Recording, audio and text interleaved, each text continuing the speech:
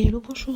Aujourd'hui, on va parler du prince William, du prince Harry et du gouvernement anglais. Donc, vous vous souvenez, le prince Harry a toujours dit que les médias sont liés avec la famille royale. Il y a un contrat secret entre eux de non-agression, à part bien sûr s'il y a un coupable indiqué, c'est-à-dire lui, pour prendre tous les coups. Il a aussi dit récemment, lors de son témoignage devant un tribunal, dans la plainte qu'il porte contre le Mail on Mail ou le Sun, il avait dit en fait que même le gouvernement était lié. C'est-à-dire que ce sont trois organes qui sont liés entre eux et qui s'entre-nourrissent. Je ne sais pas comment dire ça. C'est-à-dire qu'ils se nourrissent d'eux-mêmes et une certaine symbiose entre ces trois éléments-là. Donc les gens ont dit qu'il était fou, qu'il y avait une certaine indépendance du gouvernement par rapport à la presse, aussi que le gouvernement, même si il était sous, on va dire, connexion royale, garder quand même son indépendance. Alors, ce qui m'a fait penser à ça, c'est des photos que j'ai vues du Premier ministre anglais avec le prince William.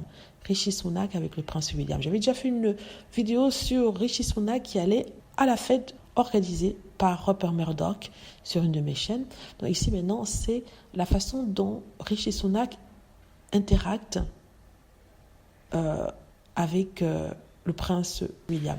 Donc le prince William a emmené le petit George voir un match de cricket à Manchester, qui est une bonne chose en soi, une relation entre père-fils, moment de partage et tout ça entre les deux. Mais ce qui a intéressé les gens ici, ce sont les photos qui ont été montrées, les photos de la loge du prince William, voilà les loges des dignitaires, et dans cette loge-là, il y avait le Premier ministre anglais. Ce qui a surpris, c'est la façon naturelle avec laquelle il parle au Premier ministre. C'était vraiment décontracté, ce n'était pas formel du tout, parce que généralement, quand ils se rencontrent, c'est dans un endroit bien formel, dans des circonstances bien précises, n'est-ce pas? Mais ici, c'était vraiment la formalité à tout. On buvait, on mangeait. Le petit George a d'ailleurs eu une petite pizza, ce qui était sûrement sympa pour lui. Mais la décontraction qu'avait le prince William avec les membres du gouvernement était incroyable, vous voyez. Donc, ce qui fait dire que ce n'est pas étonnant que lorsqu'on a posé la question à Rishi Sunak, ce qu'il pensait de Harry et Meghan, il a toujours été très évasif, il n'a pas apporté son soutien à ceux-ci contre la presse, n'est-ce pas? Il a dit tout simplement qu'il a autre chose à faire que de penser à Harry et Meghan. Et même s'il arrive à penser à Harry et Meghan, il ne pense pas qu'ils aient été victimes de racisme. Vous vous rendez compte?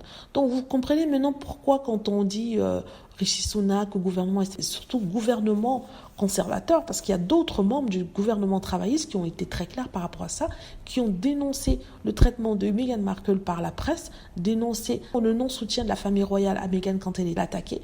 Mais ce sont que les conservateurs qui sont contre elle, et ça n'a pas de sens parce que si on enlève le fait que ce soit Meghan Markle, en fait c'est une femme qui est attaquée de toutes parts. Bon, je voulais juste vous dire ça pour vous montrer comment on arrive à faire un mélange de genres, vous voyez, et après ça on nous dit que non, il n'y a pas vraiment de contrat secret entre ces trois organes-là.